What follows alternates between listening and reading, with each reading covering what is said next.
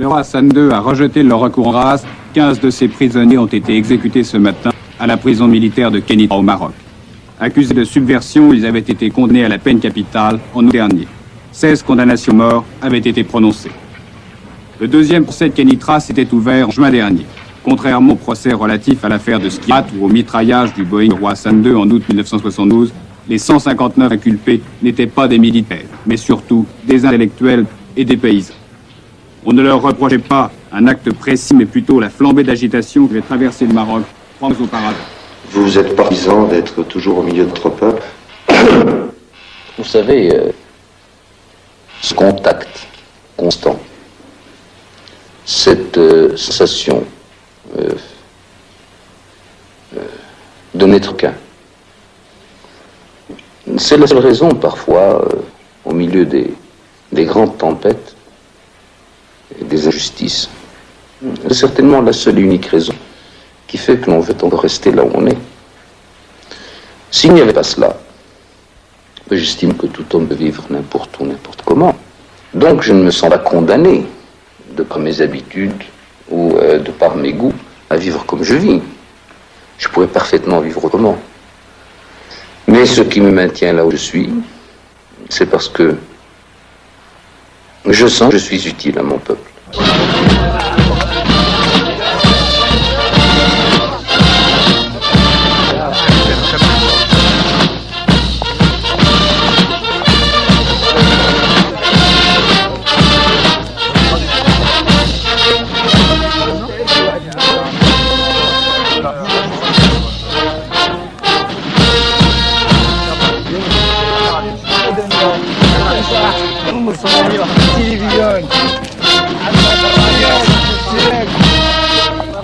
Hassan II a affronté l'épreuve de force.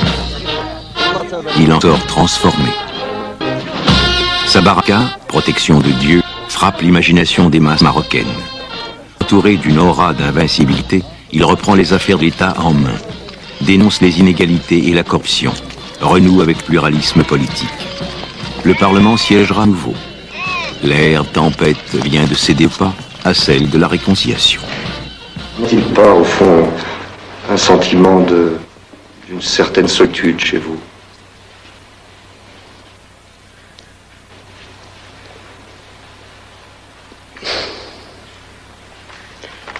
Oui, dans un sens. Dans un sens que on ne peut pas tout vulgariser. Certes, la démocratie veut dire et signifie qu'il faut mettre le maximum de monde dans le coup, dans le bain. Il faut le faire. Et il est certain que plus on peut associer de personnes à la conception de la chose, plus cela vaut, parce que personne ne peut prétendre avoir la science infuse. Mais également, il faudrait les associer au maximum dans l'exécution, et pour qu'ils exécutent intelligemment, il faut qu'ils aient compris le maximum. Or, les uns comprennent, d'autres ne veulent pas comprendre, et d'autres, enfin, ne peuvent pas comprendre. Tous les partis marocains se disent démocrates. Tous se disent démocrates. Et nous n'avons au Maroc, à ma connaissance, aucune force politique qui condamne ouvertement la démocratie. Mais en fait, c'est un dirigeant de partis politiques qui ont un comportement antidémocratique. Mais je peux vous dire une chose, et je vous assure que je vous donne ma parole d'honneur, c'est la vérité. Que s'il n'y avait pas Sa Majesté, réellement, l'affection que j'ai pour Sa Majesté, parce qu'il a des côtés qu'on ne connaît pas. Je ne serais pas ici à être dans un gouvernement. Parce que ça ne m'intéresse pas, ce gouvernement-là. Je le combattrai pour le faire tomber, pour essayer de prendre sa place par la force. On ne peut donner tout pouvoir à une fraction de l'opinion publique, ou à un parti politique, ou à un groupe de partis politiques, en dehors de tout garde-fou qui soit le Parlement, donc de représentation populaire, et en dehors de tout critère concernant leur représentativité. Eux-mêmes le comprennent du reste. Certes, il est certain qu'ils se rendent compte que les problèmes sont complexes, qu'il est plus facile de rester dans l'opposition que d'être en première ligne.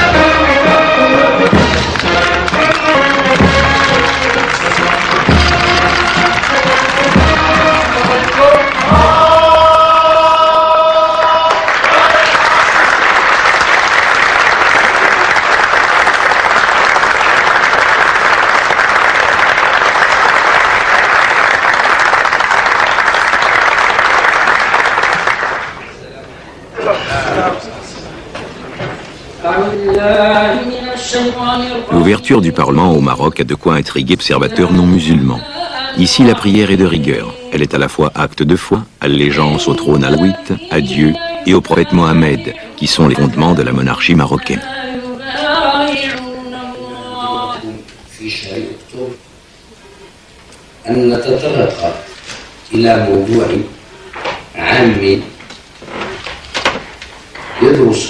Au Parlement, tous les partis politiques sont représentés. Régions et groupes linguistiques ont ici leur place. Le roi assure l'unité de la diversité.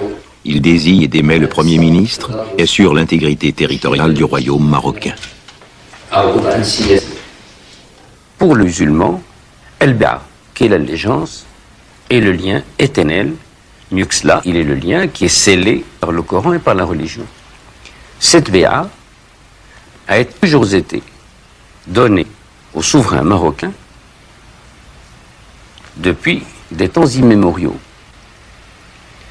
Je n'en veux pour preuve que le fait de savoir que la dynastie almoravide, mourabitine, première chose qu'elle a faite en venant au Maroc par le sud, c'est de considérer justement ce sud comme étant marocain.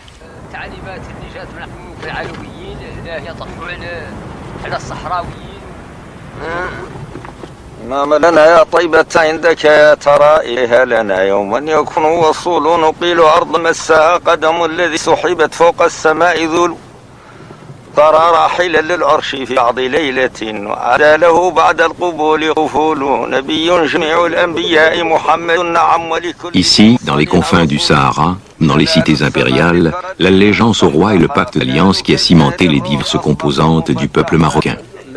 Le sud marocain est chargé d'histoire. C'est de là que sont issues de prestigieuses dynasties marocaines, dont celle des Alaouites.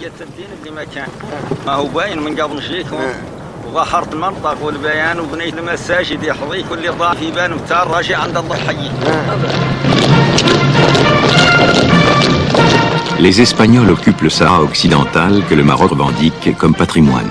L'Espagne de Franco, qui s'apprêtait à le céder aux Marocains, fait volte-face dans les années 70 avec la découverte d'importants gisements de phosphate. Elle favorise la création d'un État indépendant sur le modèle des Émirats du Golfe, faible mais riche en ressources naturelles.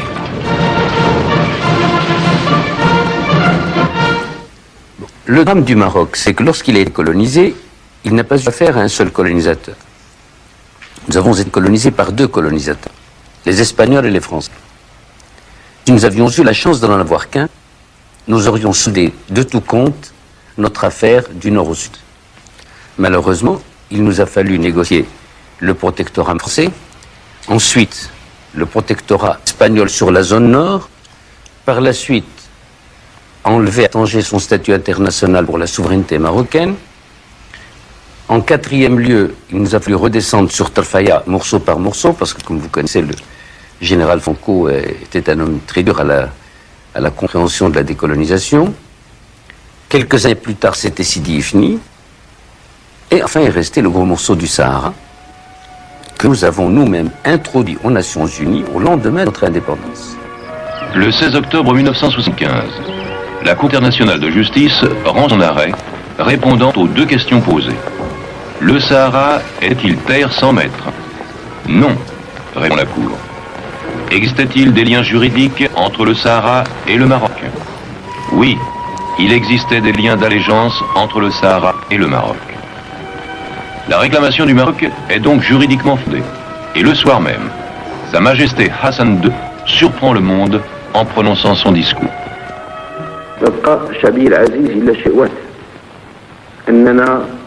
Il ne nous reste donc, cher peuple, qu'à entreprendre une marche pacifique de l'Est à l'Ouest et du Nord au Sud. Nous devons, cher peuple, agir dans l'ordre et la discipline, nous rendre au Sahara et renouer avec nos frères. Tu dois prendre conscience de ce que représentent 350 000 citoyens, dont 10% de femmes. Car 350 000 personnes, dira le roi, c'est ce qu'il y a de naissance au Maroc. C'est la moisson d'une année.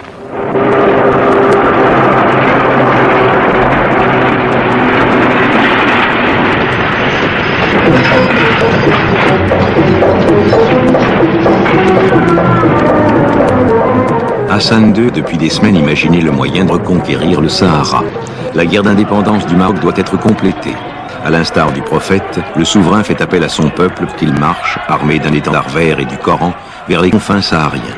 Venus des quatre coins du pays, volontaires descendent sur Tafaya, pèsent de leur présence sur l'occupant espagnol.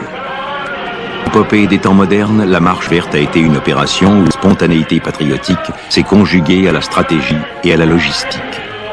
7813 camions, 17 000 tonnes de nourriture, 23 000 tonnes d'eau ont rendu possible.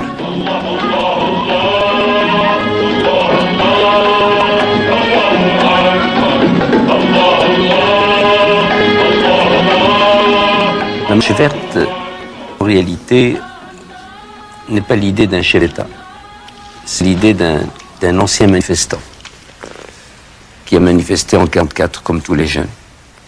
Et je me suis dit, bon, on manifestait en 1944, pourquoi est-ce qu'on ne pourrait pas faire une manif, une grande manif, mais à l'échelon de 350 militants. Et si les Marocains que je connaissais, si les fils sont dignes des pères, bien, il en mourra 100, il en mourra 150, mais les autres continueront. Mais je me suis dit par la suite, pourquoi exposer les gens à la mort? Envoyons-les avec le corps et le drapeau. Quel est cet sanguinaire qui osera tuer des hommes et des femmes complètement désarmés?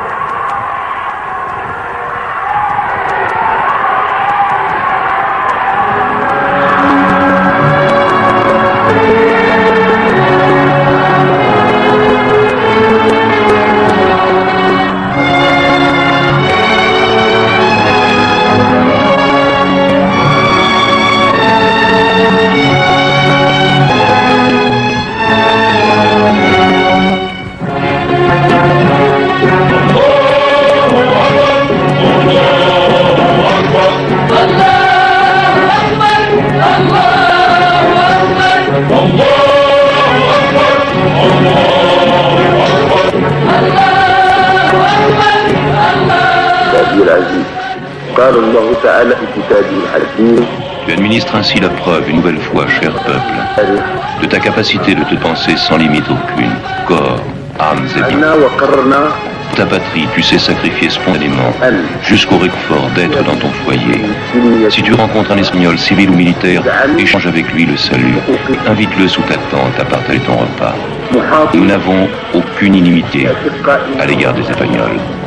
Salue tout Espagnol que tu pourrais rencontrer, et si d'aventure il tire sur toi, poursuis ta marche, armé de ta seule foi, que rien ne t'aurait ébranlé.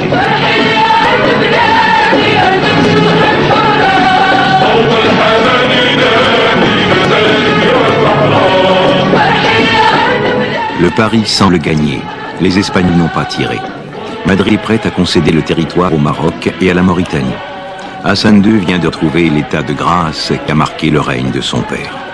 Le 6 novembre 1975, jour de Marche verte, demeurera probablement la date la plus décisive de son règne. Dieu a voulu que la Marche verte ait été inscrite dans l'histoire comme étant la marche la plus grande et la mieux réussie en l'histoire. Je ne pense pas qu'on ait fait marcher 350 000 hommes dans l'histoire de l'humanité. Naturellement, j'ai envisagé l'échec de la marche verte. Et je dois vous dire que le jour où l'on m'a dit que la marche a réussi, le jour où les marcheurs sont rentrés du sud, j'ai regardé le lendemain mon pays d'un tout autre regard. J'avais l'impression d'y renaître, car j'avais décidé de le quitter. Oui, si la marche verte avait... Excusez-moi, le quitter? Oui. Je n'avais plus je n'aurais plus eu le courage moral de regarder en face le moindre de mes sujets et de mes compatriotes. Et quand je lis, je suis ému parce que je sais ce que c'est que quitter son pays. J'en ai été privé 2 ans et demi. Je connaissais l'attachement païen que j'ai pour ma terre, pour mon ciel, pour l'eau de mon pays, pour les plantes de mon pays. Mais j'avais envisagé de partir. la Constitution prévoyant un conseil de régence dans la minorité du prince héritier, j'avais pris décision de quitter mon pays. Et le lendemain, j'ai regardé mes arbres et mes montagnes et ma terre avec un tout autre œil. Excusez-moi l'émotion. Moi aussi, je suis ému à cette idée aussi. Enfin, grâce à Dieu, nous sommes là.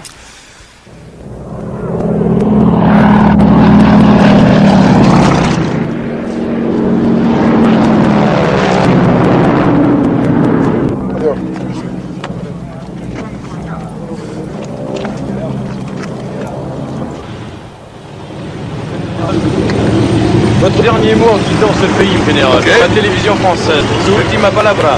La última palabra, pues nada, que muy bien, que estamos satisfechos, muy contentos de que todo haya salido tan bien y tener la atención.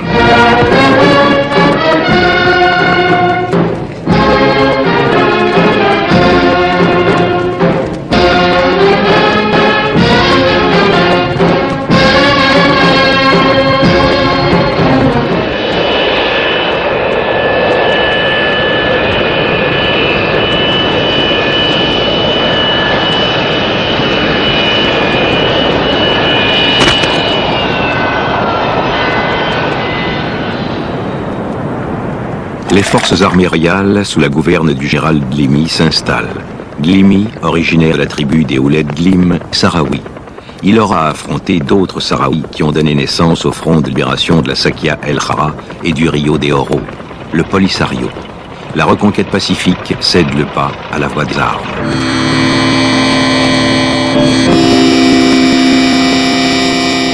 L'Algérie, discrète sur ses intentions jusqu'en octobre 1976, fait volte-face, soutient et arme le Polisario au nom du droit à l'autodétermination du peuple sahraoui. C'est depuis 1973 que les soldats du Polisario se sont manifestés. Longtemps guides des troupes d'élite de toutes les armées qui ont occupé le Sahara, ils ont décidé de se battre pour leur propre compte. Les grands nomades du désert entendent ainsi faire reculer le Maroc et la Mauritanie et se donner un État. Le temps de la guérilla à dos de Chao est révolu.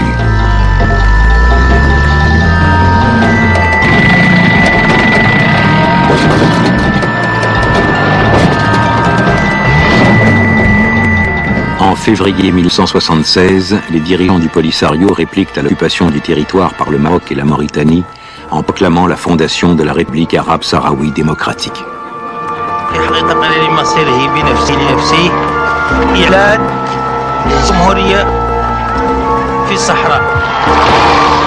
Par cette déclaration, le Polisario impose l'idée que les Sahraouis ne sont ni des nomades ou des réfugiés, mais un peuple qui lutte contre une occupation coloniale. Des deux côtés de la frontière, deux nationalismes s'affrontent, tandis qu'une guerre fratricide va opposer les Sahraouis.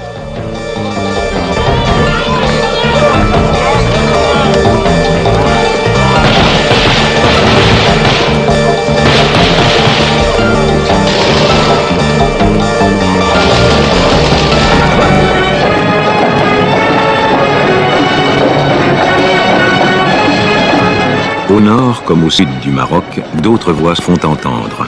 Dans les villes et villages, on pointe du doigt l'Algérie, poursuit la guerre des sables de 1963 par Polisario interposé. Un nouveau Katanga, s'exclament les Marocains, qui se rallient, quelle que soit leur obédience politique, derrière le roi. L'Algérie perdait toute crédibilité, la monarchie renforçait sa légitimité.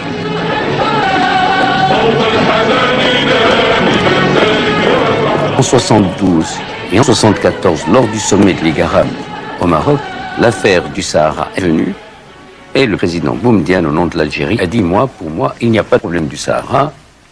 L'Algérie considère cette affaire comme étant maroco-mauritanienne, sans plus ni moins.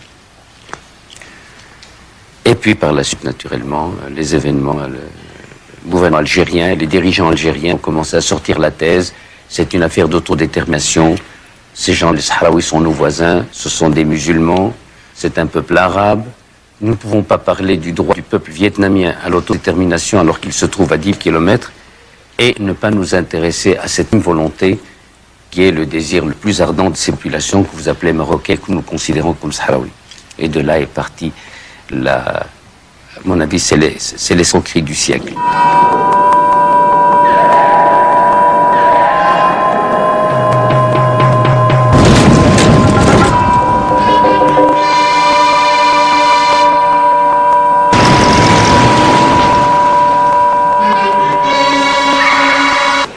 faire jouer le premier plan du roi, qui consistait à avoir le Sahara, à pousser toutes ses forces, même les forces mobiles, civiles, toutes les forces, à avoir le Sahara et calmer tout et faire le fait accompli d'une façon très très rapide.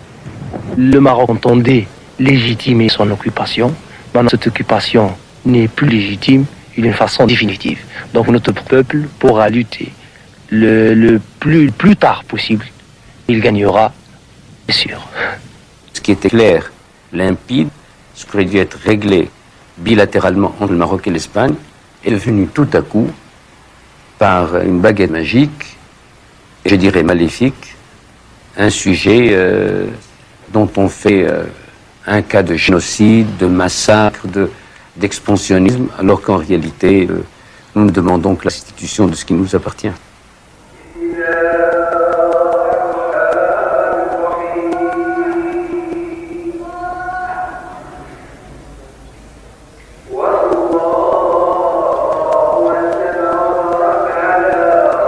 L'escalade aura-t-elle une fin? La guerre meurtrière au Sahara divise le Maghreb et l'Afrique, exercée à la tension et l'hostilité entre Algériens et Marocains, pourtant peuple frère soudé par l'islam, comme ailleurs dans l'interminable conflit irano-irakien. Toutes ces questions sont mises de côté, tant d'invoquer Allah, son prophète, d'un côté comme de l'autre de la frontière. Dieu reconnaîtra les siens.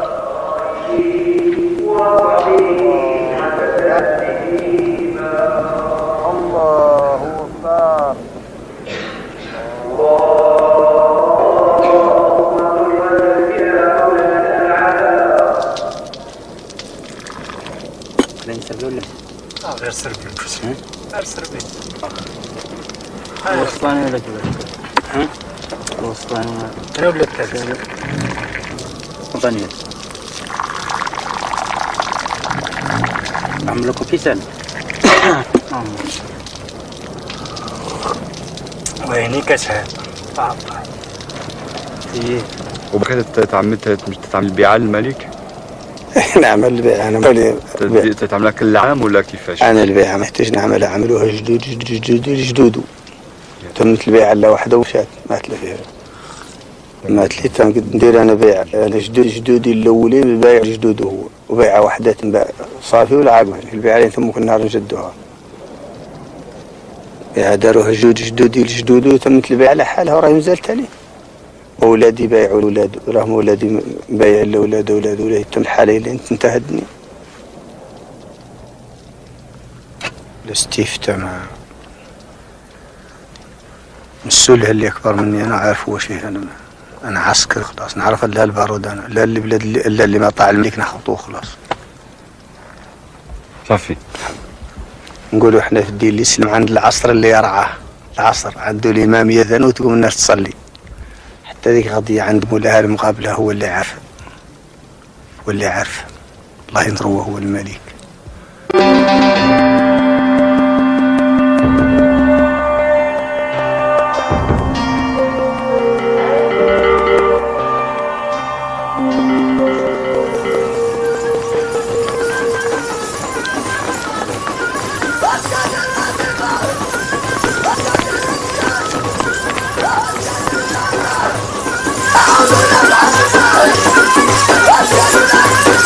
Nous sommes en 1981.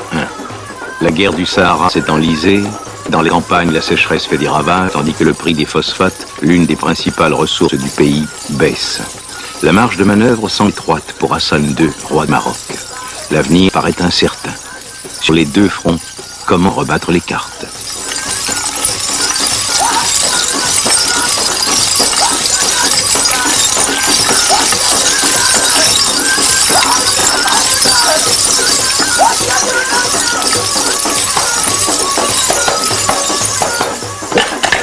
كنشاركوا معاهم في هذا الشيء وفرحانين بصاحب الجنة حسن الثاني نصره الله الله ينصر شعبنا ينصر ملكنا الله ينصر أوطاننا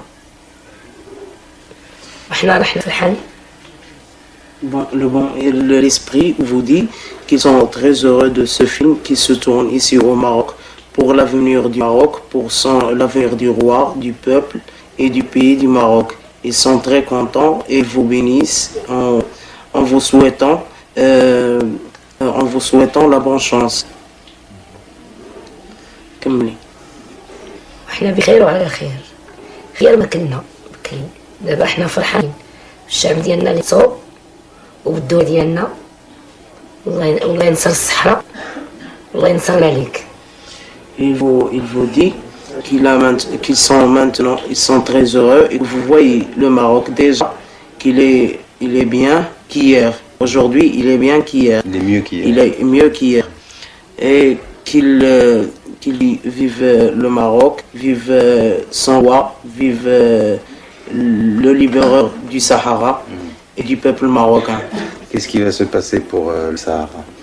قال لك اش غادي يوقع في الصحراء، يعني واش غادي يبقى داكشي الازمه مستمره او غتقطع. يتحرر كل شيء. Il vous dit que dans le Sahara il n'y aura plus de problème.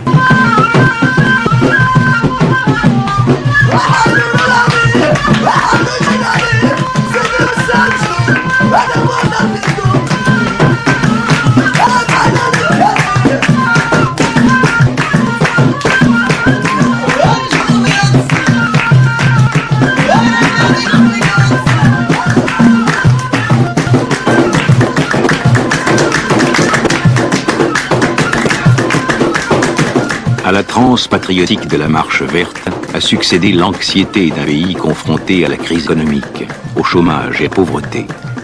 La reconquête du Sahara apportait de la fierté.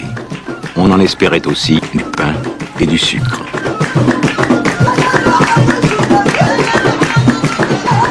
Le lendemain matin, dans les rues de Casablanca, les traces de l'émeute sont encore visibles.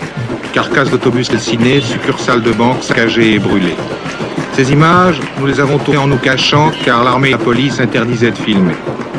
Explosion de violence populaire déclenchée par la misère ou tentative de déstabilisation de la monarchie marocaine, peut-être bien les deux à la fois. Durant 3 jours, la foule des bidonvilles, exaspérée par la diminution du niveau de vie, s'affronte à la police et à l'armée, alors même que la guerre grève 40% de budget et que les besoins populaires augmentent. Le gouvernement a été conduit au mois de mai dernier à décider des hausses très importantes de certaines denrées de première nécessité comme la farine, le sucre, le lait, le beurre. Ces augmentations ont été pour certaines denrées de plus de 100%. Bien entendu, le peuple dans son ensemble a considéré que ces hausses étaient scandaleuses, inadmissibles, et le peuple travailleur s'est tourné résolument vers la lutte pour faire abroger ces mesures. Les 66 morts sont morts par jet de pierre, par armes blanches, les morts contentants, etc. Mais si les forces de l'ordre, pour se défendre, en état de légitime défense, ont dû seulement tirer en l'air. La tension demeure vive, les aspirations aussi. L'état de grâce qui durait depuis 1976 prenait fin. Majesté, vous affirmez souvent que le Maroc est une des seules démocraties dans le Maghreb. Alors est-ce que vous continuez à le dire malgré l'emprisonnement de dizaines et de dizaines de syndicalistes marocains? En somme, ceux qui prônent la violence, qui entreprennent des actions de nature à troubler l'ordre public, qui appellent à la grève, qui appellent à l'émeute, ceux-là sont des éléments nécessaires et indispensables à une démocratie. Il y a aussi les syndicalistes, Majesté, vous le savez. C'est de cela dont je parle. Car les problèmes des journées du 22 juin ont été le fruit des provocations de la CDT. Vous pensez qu'elles ont été manipulées? J'en ai conviction. Il veut que sa société soit bâtie. Par exemple, pour le Maroc, j'ai toujours ma constitution à côté de moi. Il est dit dans le préambule que le Maroc est une monarchie constitutionnelle, que sa langue officielle est l'arabe et sa religion est l'islam. Cette constitution fait en plus du roi Amir el-Mouminin le garant des frontières et de l'intégrité territoriale du pays. Et elle en fait aussi le gardien vigilant de la sunna et de la religion. Donc, pour moi, à partir du moment où l'on transgresse les fondements sur lesquels tout un peuple, par consensus national, a voulu bâtir sa société pour aujourd'hui et pour demain, il y a là délit politique. Si on me dit un jour que le Maroc n'est pas un pays musulman, il y a un délit politique. Je le dis. Si on dit que la langue officielle du Maroc n'est pas l'arabe, il y a délit politique parce qu'il y a atteinte au fondement. Moi, je dis qu'il y a un délit politique. Quand on dit que le Sahara ne fait pas partie intégrante du pays du Maroc, je dis à ce moment-là que ce sont des gauletters, des traîtres à leur pays, que c'est un délit politique. Quand on dit que la monarchie marocaine n'est pas une monarchie constitutionnelle ou que le pouvoir est totalitaire, je dis que c'est un délit politique. Qu'on dise que la personnalité du roi est, disons, un petit peu autoritaire, ça c'est une opinion. Que l'on dise de moi que je tiens peut-être à barre des affaires d'une façon un peu ferme ou trop ferme, ça, pour moi ce n'est pas un délit, c'est une description. Le principal, c'est que la description se fasse en termes courtois et respectueux, comme on le fait en gens bien élevés. Sorti de tout cela, tout le reste, c'est des délits de droit commun. Mais dans ma nomenclature, et dans la nomenclature de tous les Marocains qui ont accepté les fondements de notre Constitution, tout ce qui touche à la religion de l'État, à la langue officielle de l'État, à l'intégrité territoriale de l'État, est pour moi un délit politique. Ça, qu'Amnesty International l'accepte ou ne l'accepte pas, ça m'est complètement égal. Je ne suis pas responsable d'Amnesty International, je suis responsable du Maroc.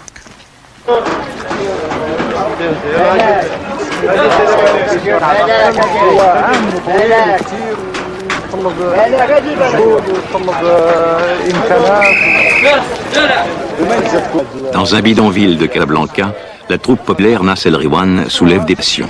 Troubadours des temps modernes, ils ont puisé leur inspiration et leur musique auprès des pauvres et des sans-voix.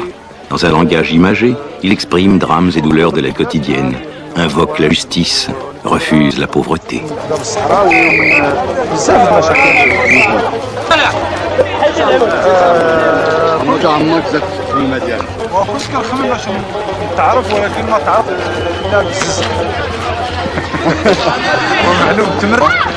باش نتعرف وباقي الان ما معروفش ما معروفش لا باقي يلا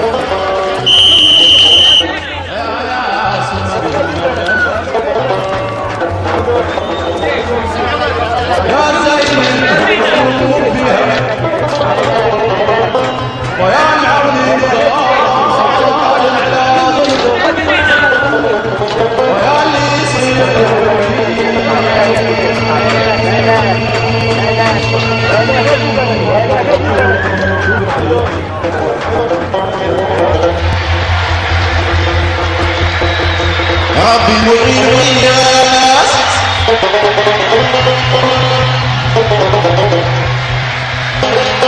ربي معين وياس عطاب الضبار ربي معين وياس واش الكفة وعطاب الضبار حلف حلفة ظهر الأثار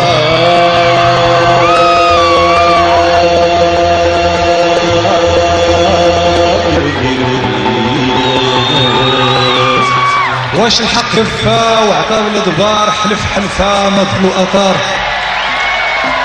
واش الحق كفة من زمان قفلوا سري ساروا توما في الحياة نبداها الخير والشر الحرار وسبايا العيب فينا بلا طنان لا لغة موحدة ولا ما يا حياتي في بنادم واحد وكثرت اليام يا حدا الإنسان وذاك الإنسان ياك هذاك ذاك المرأة ياك هذاك ذاك المرأة بالعالم قديم كالصاهي غير قلنا زلزت بالدنيا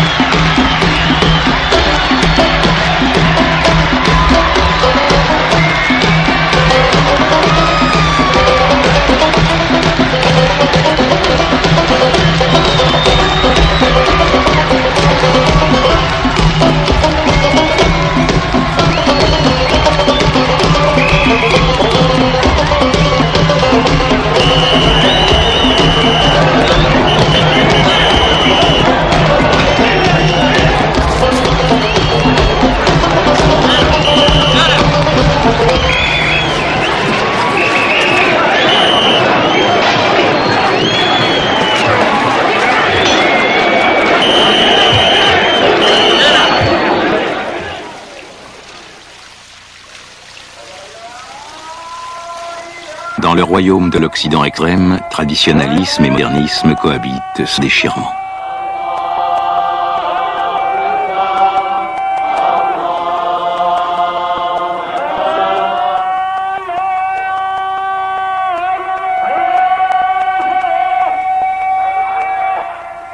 La gauche marocaine s'est alliée au roi pour garder le Sahara.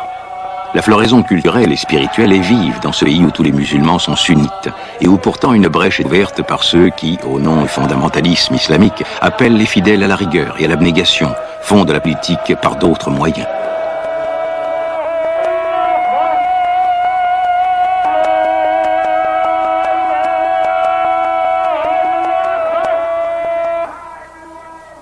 Un pays musulman, s'il veut rester, s'il veut être orthodoxe, se doit, le jour du vendredi, de dire le prêche au nom de quelqu'un qui conduit la communauté musulmane qui vit dans les frontières de ce pays. Bon, le nôtre, naturellement, a des traditions séculaires. La religion y a toujours joué un rôle très important, que ce soit depuis les Idrissides jusqu'aux Alaouiens. Et il s'est trouvé que sur... donc il y a les Idrissides, il y a les Mérinides, que sur 6 dynasties, il y en a 4 qui se trouvent être descendants du prophète. Alors, il n'a plus fallu qu'un pas pour que le chef temporel soit considéré un peu comme le chef spirituel. C'est pour ça que même le mot laïcité, chez nous, ne veut rien dire, parce qu'il n'y a pas de séparation entre l'État et l'État religieux ou l'État non religieux. C'est la même chose.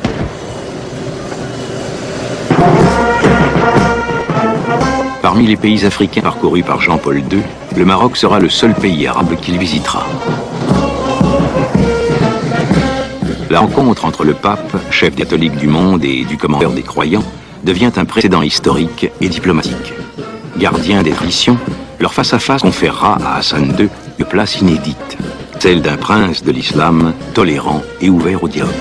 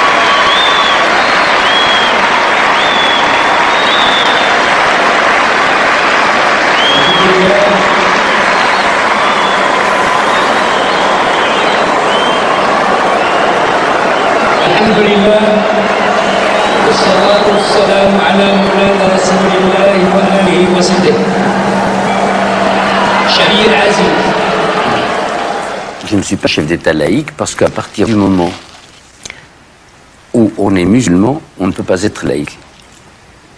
En réalité, tous les chefs d'État du monde, musulmans, je ne suis pas arabe, ne sont pas des chefs d'État laïques. Et quand ils disent qu'ils veulent être laïcs, je dis qu'ils ne sont plus musulmans. Car le droit musulman nous colle à la peau, on le veuille ou non, tant sur le plan du droit public que sur le plan du droit privé. C'est malheureusement ce qui a perdu l'Iran et qui a fait qu'on a mis le regret Shah n'a pas compris qu'il a... On peut dire que c'est lui qui a fait sauter le couvercle de la marmite iranienne qui bouillait parce que pour lui il y a le clergé. Il appelait les imams le clergé. Alors que chez nous, l'arabaniyat de l'islam, il n'y a pas d'ordre religieux en islam.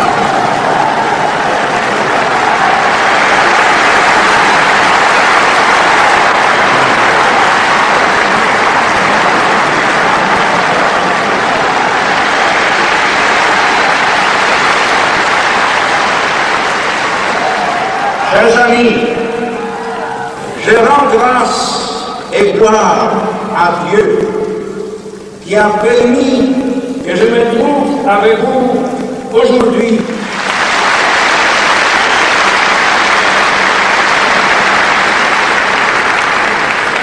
Chrétiens et musulmans, nous avons beaucoup de choses en commun comme croyants et comme hommes. Nous vivons dans le même monde, marqué par de nombreux signes d'espérance, mais aussi par de multiples signes d'angoisse.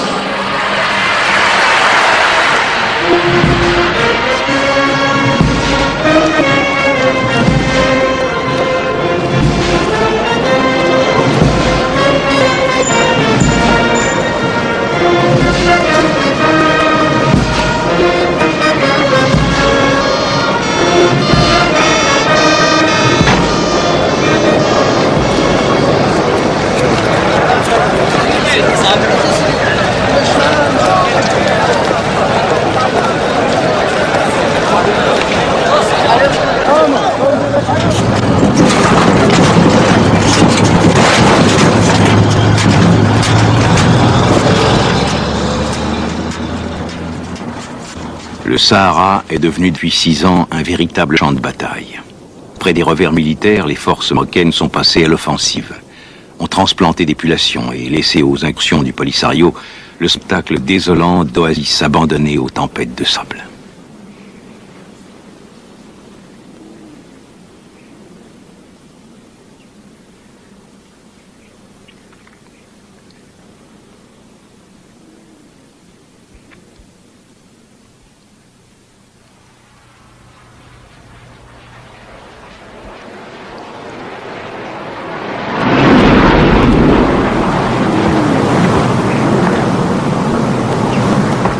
D'autres Sahraouis, encadrés par le Polisario, se sont installés dans des camps de fortune à la frontière algérienne. Ce qui était censé être provisoire devient permanent.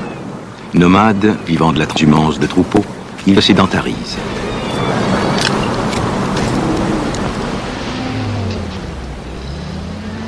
Traditionnels passeurs de frontières, les voilà impliqués dans une guerre de frontières qui bouleverse leurs conditions de vie et leurs horizons.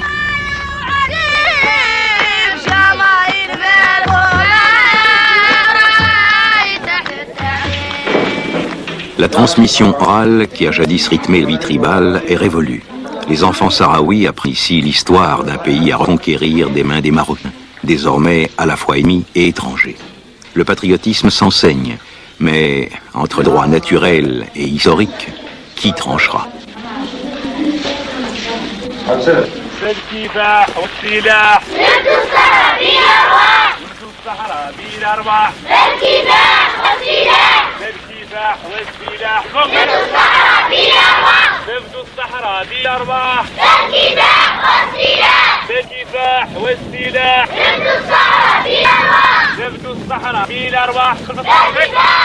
La prière de creuser même pas 1 mètre en été pour trouver de l'eau. En hiver, il s'agit de 20-30 cm.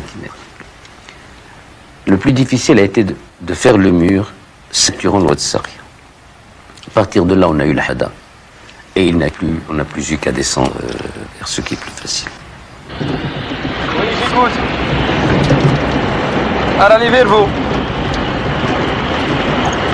أنا أنكر. غير وصل غاجي عندك. Intérêt pour moi.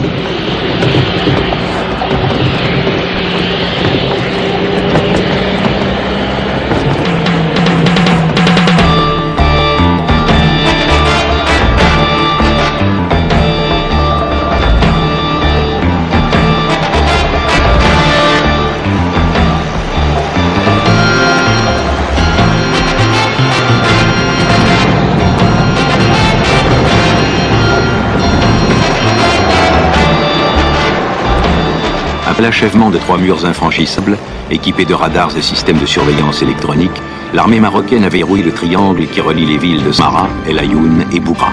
Autrement dit, la zone peuplée, mais aussi celle des phosphates. Le Sahara utile est sous contrôle. Progressivement, elle a coupé la route de l'Atlantique au Polisario et occupé leur chef-lieu à Oussa. De guerres dures, longues et périlleuses, on est passé à une guerre de position, abandonnant les 4/5 du désert au Polisario.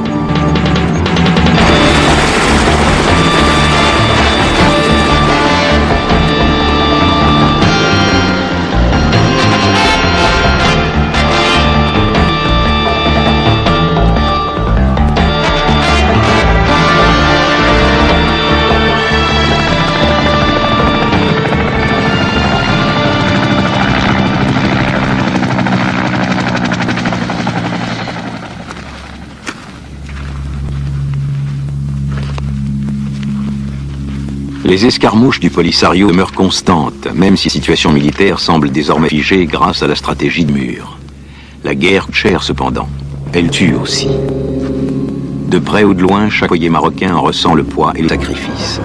2 millions de dollars par jour est une somme formidable pour un pays dont la dette extérieure s'alourdit chaque année, même si une partie de la facture est comblée par l'Arabie saoudite.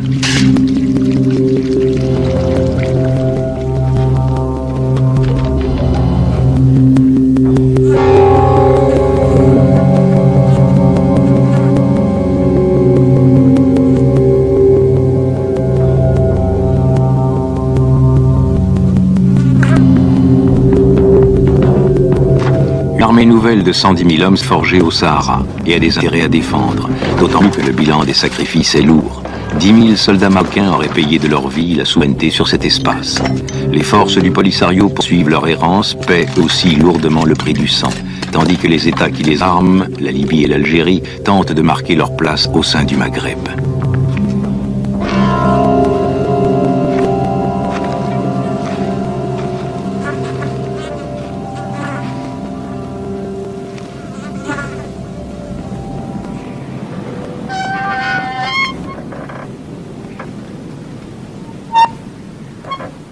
La guerre est finie.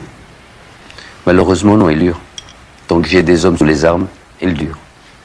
Mais est-ce que ce n'est pas une bénédiction du ciel, cette guerre, dans la mesure où elle a permis au Maroc de se doter d'une armée puissante qui pourrait peser dans la région? Je peux dire, sans forfanterie, que sur le plan de la guerre du désert, je ne parle pas de la guerre dans les Ardennes ou dans les plaines européennes, mais dans la guerre du désert, je peux dire sans forfanterie qu'actuellement, l'armée marocaine, je ne dirais pas est la meilleure, mais est la seule au monde à être vraiment opérationnelle comme il faut pour faire la guerre du désert.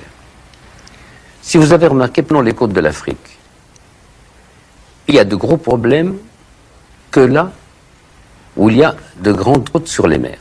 La Somalie, calculez le nombre de kilomètres qu'ils ont sur la mer, l'Angola, le nombre de kilomètres qu'ils ont sur la mer, et le Maroc maintenant avec le Sahara. Donc, d'une façon générale, là où il y a des milliers de côtes, il y a des problèmes. De là à dire que s'intéressent les grands, il n'y a qu'un pas. De là à penser que ce sont que des convoitises de richesse halieutique, entre riverains ou entre voisins, il n'y a qu'un pas. En réalité, selon l'état d'âme, l'humeur et la spécialité de l'analyste, ça peut être un conflit bilatéral, régional ou intéressant les deux grands. Devant le sommet de l'Organisation de l'Unité africaine, Hassan II s'est présenté avec un rameau d'olivier, proposant qu'un référendum soit tenu au Sahara occidental. Il cherche une issue diplomatique, d'autant plus que sur le front intérieur, la tension est aiguë. Cependant, la population sahraoui recensée par les Espagnols est de 70 000, tandis que le Polisario l'estime à 500 000. Qui tranchera dans cet imbroglio? Personne. La guerre continue. Ce référendum que vous aviez proposé, Eh bien, j'attends qu'il... vous croyez qu'il aura lieu? Comment vous croyez qu'il aura... Il faut qu'il ait lieu. Ça fait 6 ans qu'on me casse les pieds. Je m'excuse, on me casse les pieds pour qu'on fasse un référendum. Ils sont unis au comité des 24, à l'OUA, partout. Les mass médias, les journalistes, la télévision, vous y compris. Et maintenant que je veux faire le référendum, on n'y croit plus. Il fallait aux autorités algériennes ou au gouvernement algérien, il lui fallait sortir de la contradiction dans laquelle il s'était mis.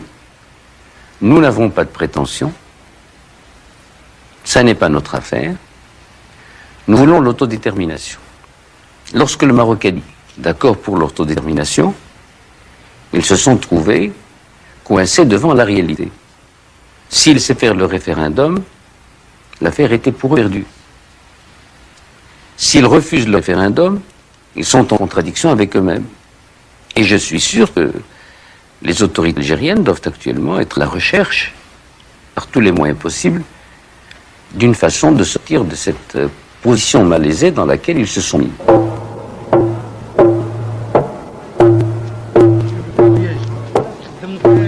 Rivaux mais non ennemis, Hassan II et Chadli se rencontrent secrètement à la frontière algéro-marocaine pour pour désamorcer conflits qui risquent de les entraîner dans une guerre ouverte. Autonomie ou partage avec le Polisario sont esquissés, mais ce dernier veut des pourparlers directs et publics.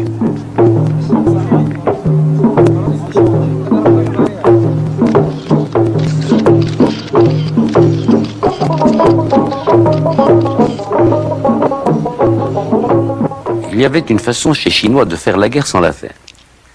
Il arrive quelquefois que deux grandes armées, on retrouve ça dans le livre de Sun Tzu. L'art de la guerre. Oui, deux grandes armées se trouvaient face à face. Alors, comme vous le savez, il y avait à l'époque plusieurs empires, plusieurs royaumes. Alors les chefs décidaient de se rencontrer sous la tente. Ils amenaient leurs généraux et puis ils disaient, bon, vous avez vos archers sur cette colline, moi j'ai mon infanterie ici. Vous avez votre cavalier à droite, moi j'ai mes chars à cheval, t'es en droit. Alors, si je fais ça, qu'allez-vous faire? Je ferai cela. Si vous me contournez par mon aile droite, est-ce que moi je peux foncer sur votre centre? Et il faisait la guerre comme avec les soldats. Et lorsque le vainqueur avait gagné, ça se passait pas toujours comme ça naturellement, les troupes se retiraient, le vainqueur était reconnu, le vaincu acceptait les lois du vainqueur, mais il n'avait pas une goutte de sang versé. Pourquoi vous n'avez pas fait ça avec Chedli le 26 février 1983? Parce que jamais l'Algérie n'a considéré que c'était eux qui combattaient. Et heureusement, jusqu'à présent, nous n'avons pas de traces que ce soit tout. Oui, mais les Chinois sont très didactiques. Il n'y a pas moyen d'enseigner la paix à l'Algérie? Les Chinois sont les Chinois, les Nord-Africains sont les Nord-Africains. Ça ne changera rien. La paix n'aura pas lieu. La guerre reprend de plus belle et emprunte d'autres chemins inédits jusqu'ici. Cette fois-ci, c'est une chose horrible, parce que c'est le terrorisme dans ce que cela de plus affreux. Il s'agissait, avec des télécommandes à distance, de mettre une bombe dans un sac de papier, sur une plage, dans un stade d'athlétisme ou de football, dans un cinéma, de prendre la poudre d'escampette et se sauver comme un lâche, et de laisser derrière soi non pas une victime ou deux par coup de feu, mais des dizaines de victimes par bombe. Alors là, ça défie toute morale, ça défie même toute virilité. Bon, un assassin ou un subversif qui tire sur quelqu'un, c'est qu'en tirant, il peut se faire abattre. Mais un monsieur qui dépose un engin explosif et meurtrier pour tuer des dizaines de personnes et qui le fait exploser 10 minutes ou un quart d'heure après qu'il soit parti, c'est vraiment l'assassinat collectif dans ce que tout cela qu'on peut comporter comme lâcheté. Le Maroc, comme toujours, pour être le plus près de la vérité et de la réalité et sans conditionner personne, n'a mis en cause que la direction de la sécurité militaire. Nous considérons que nous ne pouvions pas, dans l'état de ce que nous connaissions et de ce que nous savions, monter plus haut. Maintenant, le procès et les révélations nous diront où s'arrête la responsabilité. J'espère que le président saura prendre les dispositions nécessaires pour que de telles choses ne se produisent plus, sinon ça va nous conduire à jouer un match de tennis. Je ne peux pas lui envoyer la balle. Et pourtant, le Maroc a de quoi renvoyer la balle à l'Algérie dans ce domaine. Et ce n'est pas le recrutement qui manquerait. Mais je ne veux pas jouer au tennis dans ce domaine. Je n'ai pas à renvoyer la balle. Je souhaite que les choses s'arrêtent là.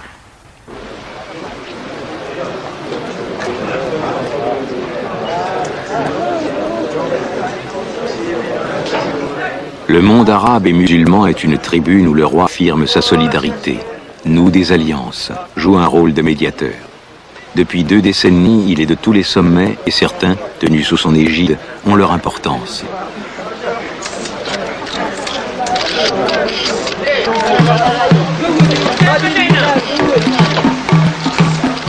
En 1982, à Fès, souverains et chefs d'État arabes se prononcent pour la coexistence de 2 États. L'un israélien, l'autre palestinien. C'est une première qui pavera la voie à de nouvelles initiatives.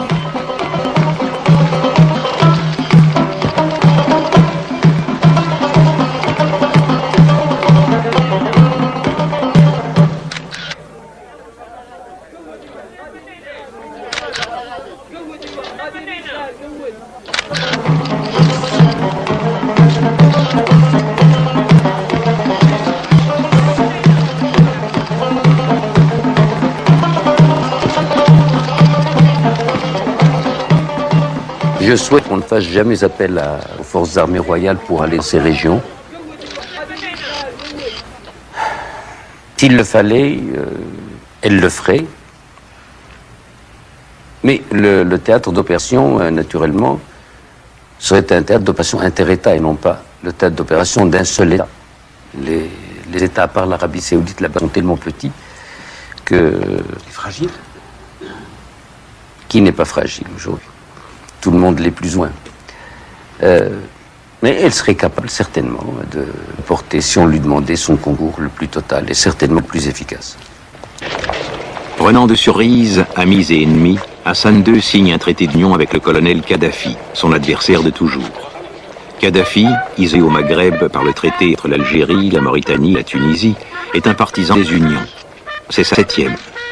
Pour sa part, Hassan II neutralise l'appui de la Libye au Polisario. Ce mariage de raison impensable pour la France et les États-Unis impressionne au contraire ses sujets marocains. Vous savez, déjà quand on constitue une société commerciale ou une holding, on ne peut pas savoir si c'est une affaire florissante, positive ou négative, avant un bilan de 2 ou 3 ans. Alors, à plus forte raison lorsqu'il s'agit de 2 États qui étaient aux antipodes l'un de l'autre, qui ont réappris à dialoguer, à échanger des idées, à échanger des biens et des personnes. Je pense qu'il est encore trop tôt pour faire le bilan de cet accord. En ce qui me concerne et en toute conscience, Dieu m'est témoin que si je m'étais rendu compte au cours de cette année que cet accord n'était pas pour le bien de mon pays, je ne dis pas que je l'aurais renié, non. J'aurais demandé à l'amender. Mais cet accord paraît, dans l'état actuel des choses, le meilleur qu'on puisse imaginer entre 2 pays que 3000 km séparent, mais qui font quand même partie d'un tout régional qui s'appelle le Grand Maghreb arabe.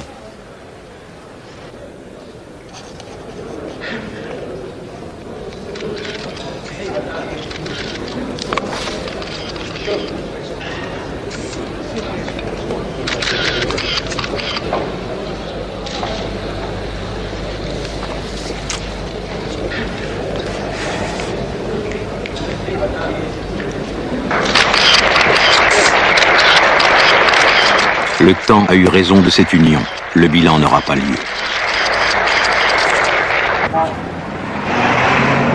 À Montréal, en 1985, les Juifs canadiens d'origine marocaine sont hôtes du premier rassemblement mondial du judaïsme marocain. Les Juifs marocains, dont la majorité est fixée en Israël, témoignent de leur attachement à leur pays d'origine, comme gage d'un dialogue entre Juifs et Arabes au Moyen-Orient. Les délégués à ce rassemblement ont rendu un hommage appuyé au roi du Maroc, Hassan II. Mais est-ce que ça veut dire que la position du Maroc, une position qui défend le dialogue avec Israël, est uniquement liée à la dynastie marocaine, ou bien est-ce que c'est l'affaire du Maroc tout entier? Effectivement, nous sommes très attachés à la monarchie marocaine parce que nous avons vécu, notre génération n'a vécu qu'à travers cette monarchie. Notre génération n'a connu que Mohamed V et Hassan II. Je tiens à rappeler que lors du congrès de Rabat, l'ensemble des partis politiques marocains, droite, extrême droite, gauche, allant jusqu'au Parti communiste marocain, leurs leaders sont venus, ont fait des déclarations au congrès de Rabat. Les leaders syndicaux sont venus, ont fait des déclarations au congrès de Rabat. Et à chaque manifestation, les leaders syndicaux sont invités, les hommes politiques sont invités, et nous entretenons les meilleures relations avec l'ensemble des partis politiques marocains. Pourquoi est-ce que nous sommes tous là? Pourquoi est-ce que nous prenons à témoin l'opinion internationale sur quelque chose qui est très particulier? Pourquoi est-ce que nous nous déshabillons devant tout le monde? C'est quand même pour une bonne cause. C'est simplement pour témoigner quelque part, pour dire il y a dans un endroit, partant du Maroc, des gens qui ont appris à vivre ensemble. Et il se trouve que ces gens, ailleurs au Maroc, ils se tuent tous les jours, ils s'insultent. C'est la haine, c'est la tolérance. Et nous, c'est un petit clignotant, prétentieux, immodeste. Mais un petit clignotant que nous voulons allumer, qui aujourd'hui éclaire, peut-être au-delà de ses moyens. Mais il éclaire quand même la scène juive et la scène arabe.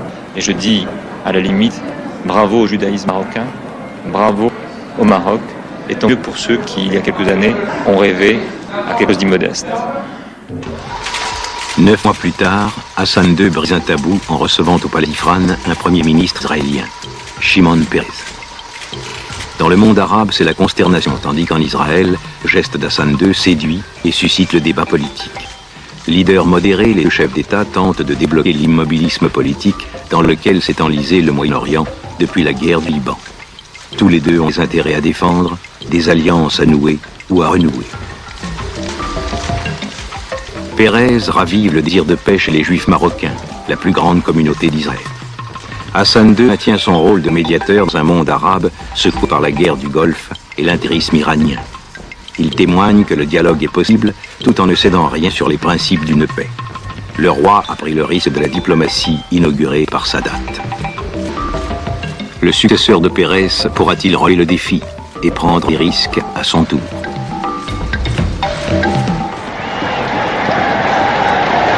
« 1975-1985. Voilà 10 ans que le Sahara espagnol est devenu marocain. Mais voilà aussi une décennie qu'on s'y bat et qu'on y meurt. Depuis, que de chemin parcouru. Hassan II a dû faire face à une guerre d'usure et à une guérilla diplomatique. Les tensions sociales ont été vives ces dernières années, mais le nationalisme marocain semble destructible. Le monarque reprend le périple suivi par les marcheurs il y a 10 ans. Il a relevé le défi, réunifié le Maroc tel que ses prédécesseurs, qui, partis du Sud, ont façonné l'histoire de ce pays.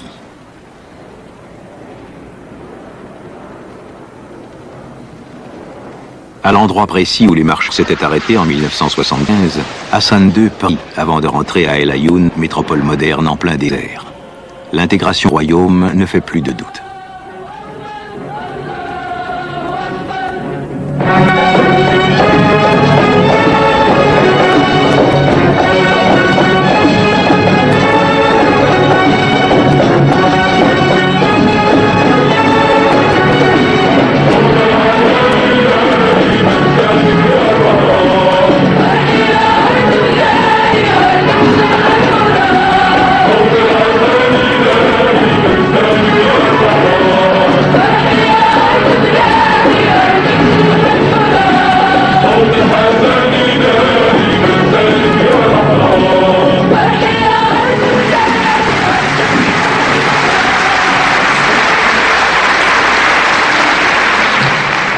وسيكون ضمن المجلس الإداري للمكتب الشريك للفوسفات الكبير سيكون من جملة أعضائه وسوف دائما نجتمع في العيون ناس صحراويين اللي غادي نختارهم إما من البرلمان وإما من مجلسكم الاستشاري الموقر هذا ليكونوا أعضاء في البرلمان وليروا فوسفاتهم يباع ويدخل المال وتقام به مشاريع.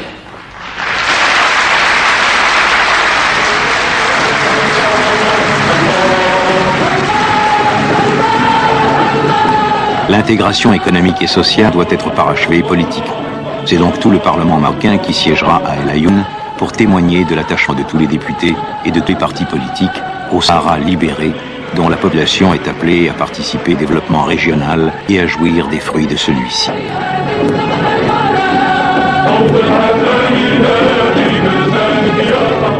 Il y a dans l'affaire du Sahara deux volets. Il y a le volet politique et il y a le volet traditionnel et historique. Sur le plan politique, c'est la volonté de recouvrer l'intégrité du territoire national.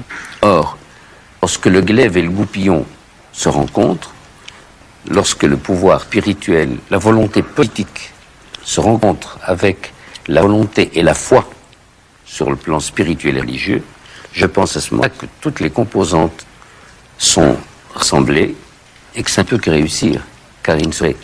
On peut battre une armée, on peut vaincre une armée, mais on ne peut pas vaincre un peuple.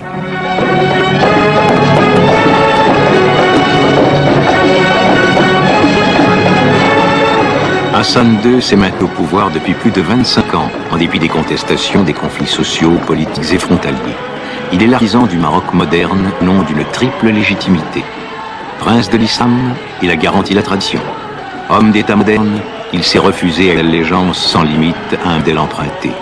Il a ramé entre plusieurs courants, déjouant les pronostics des uns et les espoirs des autres, imposant son style à la fois pragmatique et ferme.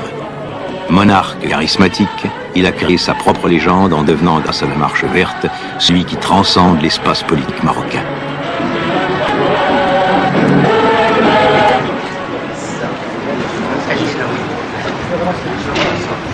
C'est au palais de Skirat que nous quittons ce roi au destin exceptionnel. Cependant, des hypothèques demeurent sur le plan des réformes sociales et économiques.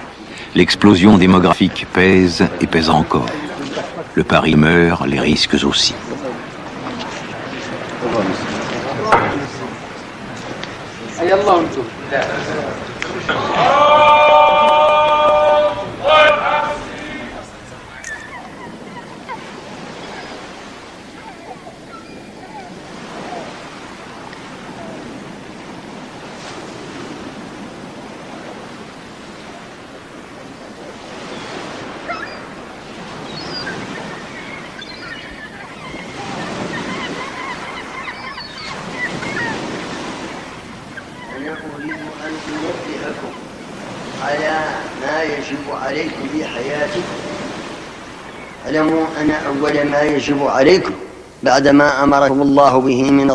À cette nouvelle génération née au Sahara marocain, les livres d'histoire diront les liens d'allégeance spirituelle qu'ont passé leurs ancêtres avec les dynasties royales marocaines. Alors même que de l'autre côté de la frontière, en Algérie, on racontera que des étrangers, des colonisateurs, occupent leur pays.